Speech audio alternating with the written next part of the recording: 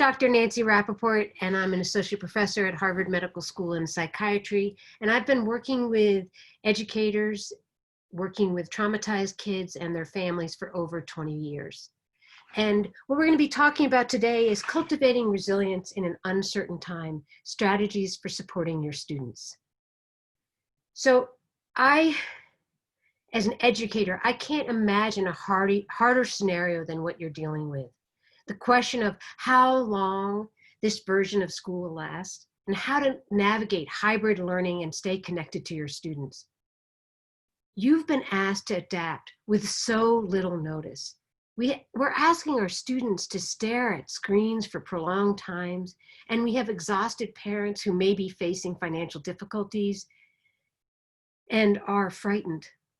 And the requirements for physical distancing are so challenging. And we have such weird things that are happening. It feels like we're almost in a sci-fi movie where you have kids who have 15 minutes to take off their mask, and the rest of the time, if they're in person, are in masks. And we're all carrying an anxiety about the potential for an uptick in infection rates and how that could completely turn upside down our schools' attendance. And each of you as educators, all of us, have concerns about our families and our own health. So what I'm asking you to do is to take stock and listen while I try to instill you with some strategies and hope that may make this challenging task easier for you. So I'd like to you in this first moment to picture a kid in your head who's experienced recent trauma. Or it could be little Susie who's just come back to your current classroom, who you remember as a carefree, gregarious child. Maybe you even took care of their older sister, but who's now experienced a major interruptions with an uncertain future. So if you hold that child as I'm talking, I want you to take the principles that I'm sharing with you and see if you can make that student's life a little bit easier in your classroom. So as educators, we're asked to do, what we're charged to do is to provide scaffolding to help all of our children move through setbacks. And I can't imagine more setbacks than I've outlined. And we want to help them to meet these challenges, as opposed to traumatic events that derail development. And that's not sugarcoating. That's not saying we're going to wrap this up in a little bow. But so first I want to say, here's my goals today. I want to help strengthen kids' sense of competency and provide them with opportunities for contributory activities. There is the single most important aspect of your child feeling settled, whether it's on Zoom or in the classroom, is a sense that they are contributing, that their presence is meaningful. And we also want we want to foster a connection to the school, which is certainly more daunting in these times, but even more important. And we also want to help them to understand, to assert control where they can have control. And to understand, maybe not accept, but to understand the areas of where they don't have control. And that is a key concept with kids, particularly who have had trauma, because many times in trauma, kids feel out of control. So when I say trauma, what do I mean? The trauma is an experience or an event of a child that is emotionally painful or distressful and often results in lasting emotional and physical effects. Trauma is something that's actually thrown around a lot. But when we think of trauma in a meaningful way, examples can be bullying, neglect, community violence, complex trauma, exposure to intimate partner trauma, sexual abuse, disasters, refugee. So it's something that undermines the ability for children to grow. And our job is to help shape this as something that becomes a challenge that they can integrate as a way of moving forward. And that ultimately we help them to enhance their ability to deal with stress. So trauma is about derailing development, and it's where kids may shut down, they may become hyper vigilant, irritable, or apathetic. And challenge is something where they're exposed to stress, but they can move forward. So I want to introduce to you in our first section the idea of the Goldilocks principle, and it's just basically like the idea that stress is good, but too much gets in the way of functioning. And right now, we have 4 major stress triggers. We have the fact that the future's unknown, the fact that we feel our students and ourselves feel under threat, that there's a level of unpredictability, and there's a lack of control. And our students may be showing these triggers, which are happening all at the same time, either physically, where they may be sleepy, they may be agitated, they may be emotionally, they may be irritable, cognitively, they may have difficulty concentrating, and what we know is that 20% of kids have trauma, whether it's exposure to intimate partner violence or structural racism or neighborhood violence, and imposed on that is this pandemic that looks like it's never going to end. So what we hope, though, is that every student has the opportunity for post-traumatic growth. And what we know from the resiliency literature is that one adult, and usually it's a school adult, can make the difference of a child moving forward. So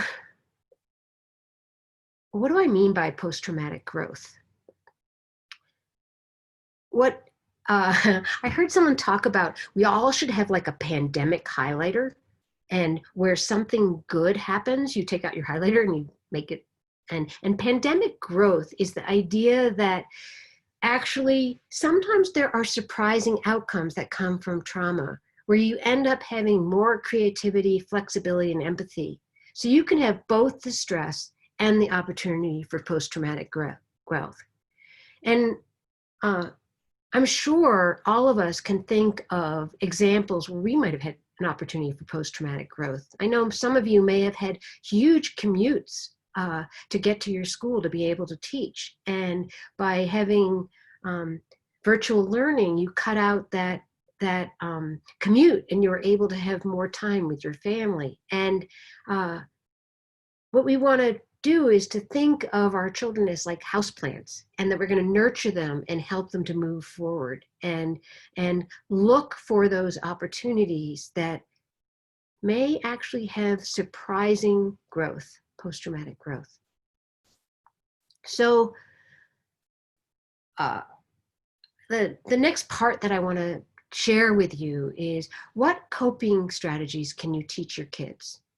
And one of the important parts is this yes and. Like, yes, we're having to do virtual learning, but that means I get to do more X. I'm having trouble thinking right now what it is that you might be able to do more of, but maybe it's like I get to do exercise breaks with my teacher, or I get to show them my pet at home that I never thought I'd get to do. So it's this, yes, life sucks, and there's something that's good that's coming in our lives, and that can be allow for some adaptation in the face of challenge. So you meet the moment and you move forward. And this idea of yes and also reminds us that there can be 2 conflicting emotions at the same time. So yes, there's flexibility in a Zoom classroom, like I talked about with the movement break, and I'm exhausted from participating in all online activities all day. And yes, we can feel grateful that I get to be home with my mom, and disappointed that I'm not able to go to after school sports. And yes, we can feel hopeful that this is going to end, and I feel like my life is falling apart. So that's something that often adults have a hard time holding with their um, with their children, whether it's as your own child or as a student, because we hate for our kids to be disappointed. But it's in making room for both of these conflicting feelings that you allow a child to settle. And oftentimes, when kids have experienced trauma, they don't have that experience of an adult validating and containing these conflicting feelings. So you're playing a huge role when you're able to be present in a very settled way. And I like to think about Thich Nhat Hanh. Thich Nhat Hanh is this Vietnamese monk, and he talks about being in a ship, in a boat. And if you can remain calm in that boat, you could keep the whole boat from capsizing. And that's our goal with your kids in a classroom, even when it is distant learning, which is you are providing a steady presence as the storm of these conflicting emotions comes at you. I want to share with you another concept, and I was so excited. I presented this, and a principal said he was going to use it in his communication with parents. So I urge you, if you find this helpful, to do this. And it's called the head, heart, hand. And this is a concept that came actually from a lovely professor that I worked with, Dr. Rausch, who worked with parents who had chronically they're basically dying from their illness, and they needed to be talking with their kids about very hard decisions. And certainly we're often in the same position right now, maybe not talking about death with our kids, but trying to be transparent about our decision making. So head is what we know factually and concretely. Heart is our values that inform what we're doing about the facts. And hand is the actions that we take, the practical things we can do based on the facts and the values. So let's just take an example, because right now a lot of special ed teachers have gone back into the classroom, some classrooms. You say, you're a special ed teacher. That's a fact, and you've gone back to teach. The heart is, you want your kids to grow up in a world where kids who can't learn on Zoom can still have the opportunity to learn from you. And hand is the practical steps that you'll do to ensure your school takes on the values that you hold. So another really tough part right now in this incredibly challenging time is we all have free-floating anxiety right now. And we're looking for a perfect mom, all of us, okay? I'm a board-certified child psychiatrist, and I'm looking for one, okay? So that, with kids who've experienced trauma, it's even more heightened. They want you to be able to fix it. And if you have, and many educators, when you go in to education, you go in because you want to help, and you want to have the perfect answer.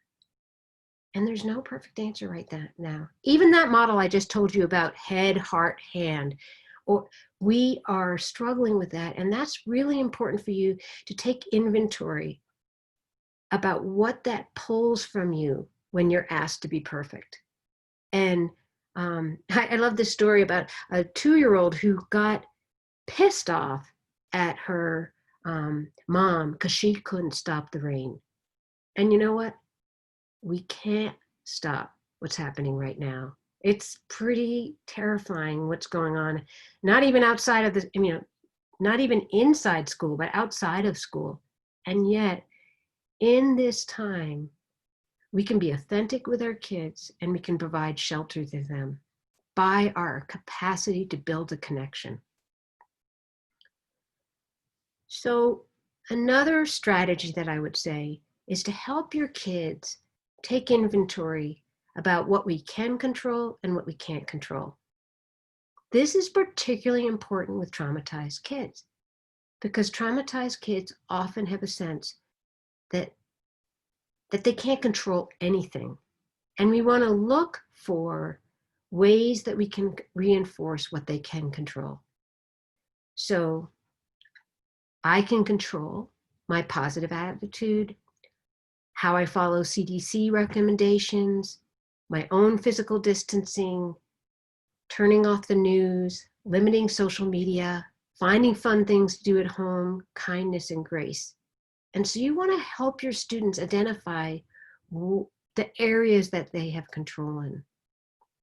And one of the areas that's harder for kids to, for people to control, and it can be very unsettling for kids, is if others follow the rules of physical distancing, predicting what will happen, the amount of toilet paper at school or in the store, or how long this will last. And so helping kids begin to recognize what they control and what they can't control is really important.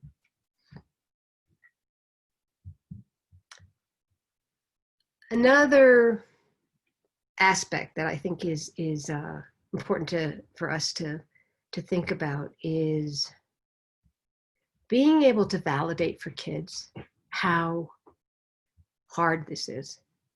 And so it's a little bit like the yes and that I talked about before, which is yes, this sucks but I want to give you an example where a mother and daughter were trying to make chocolate chip cookies, and you could translate this into the classroom setting. But the mother and daughter were making chocolate chip cookies, and the daughter went to go make the chocolate chip cookies, and she realized that there wasn't brown sugar to make the chocolate chip cookies. And she has a complete meltdown. Like, how could this happen that now I can't make the chocolate chip cookies, and I was so looking forward to it.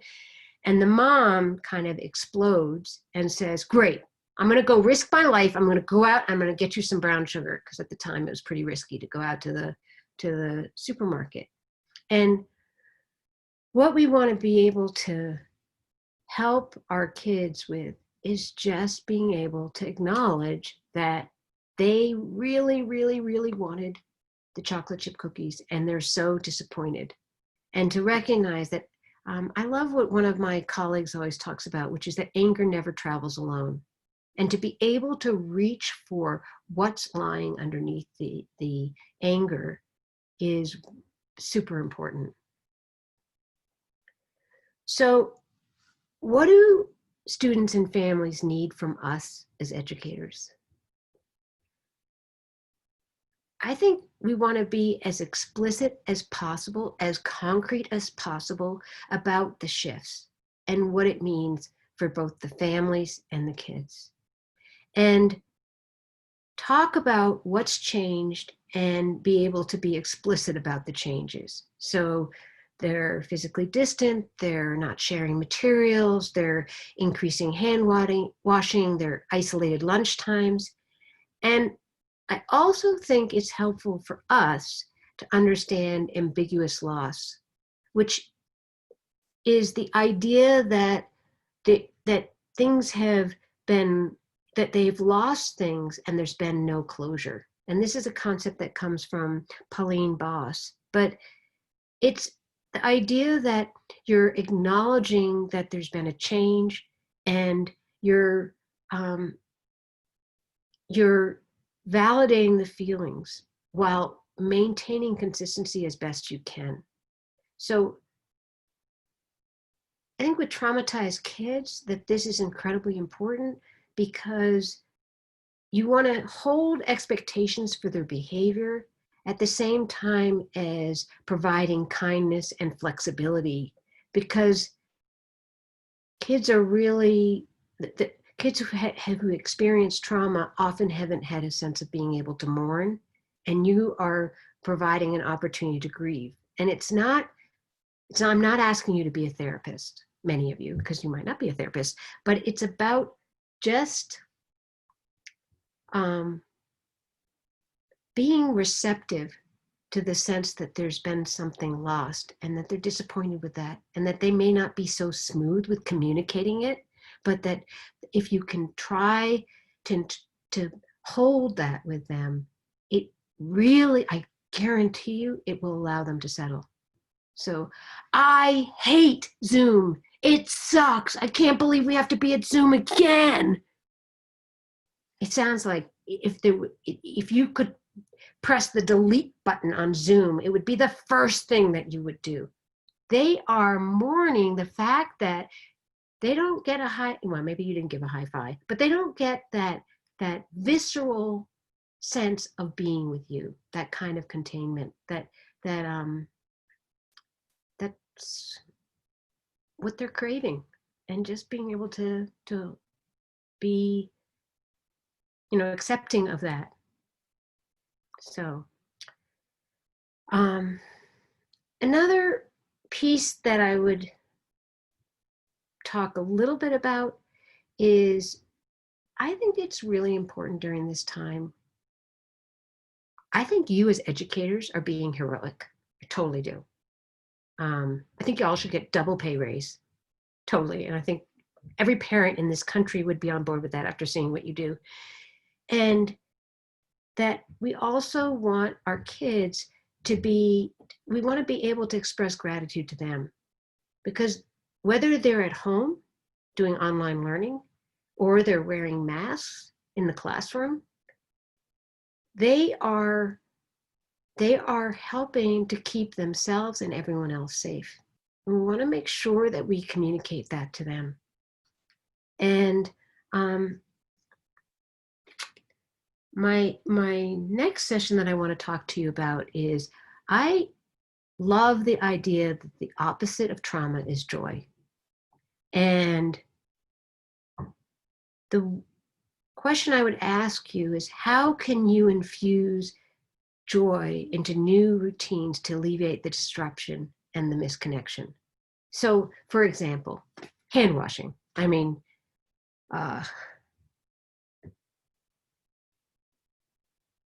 hand washing is something which, takes a lot of time. It's a very serious activity. We need to make sure our hands are clean and don't spread COVID or infect anybody. I get it. But we could be playful around it, right? You could be singing songs. You could make up a song with your class if you have young enough kids. You could make a rap song if you've got older kids. So you could do things that could make it a little bit lighter while you're doing it. When you're on Zoom, you could have virtual movement breaks. You could have songs that you introduce in transition times that are really kind of uplifting. My uplifting song for the last 5 months is going to be, it's gonna be a good day. Okay, so whatever you need to do to kind of like jazz yourself up, help jazz your students up. And then I think introducing, I know you all can't think about anything else I'm going to say for the next 1 minute because I just showed you how good a tune I hold. But you could also think about like centering techniques that you introduce, whether in the classroom or doing Zoom. So that, and that's especially helpful for kids who've experienced trauma. So it could be that they pretend that they're smelling a flower if they're little kids, or that they try to listen to 3 different sounds that they hear in the classroom or during the Zoom piece. And another way of trying to stay connected to them if you end up being in virtual is by sending a postcard or snail mail. So I want to make some just final comments at the end of this pep talk that I'm trying to give you to keep you in the game, which is, during this time, my plea to you is to be creative. How do you stay creative Well, one thing I really encourage us is to be silly, be goofy. These are still kids, and they need to have a sense that we're not like frozen in front of the Zoom or wearing a mask. But that and we may want to have, if we're doing virtual learning, have them show us our pets, have a pet day or have a pajama day, or do something that kind of introduces a little bit of playfulness. And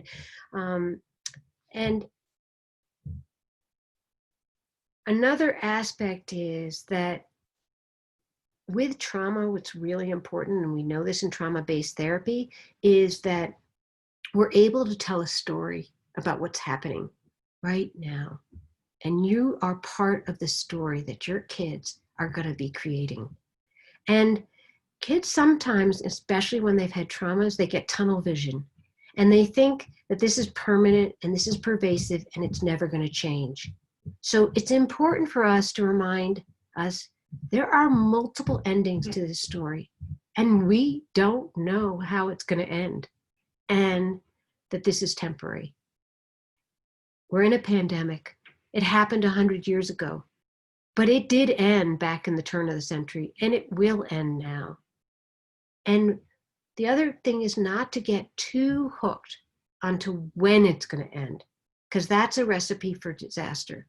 And there's a concept I'll just tell you briefly. It's called the Stockdale Paradox, and it's by a Vietnam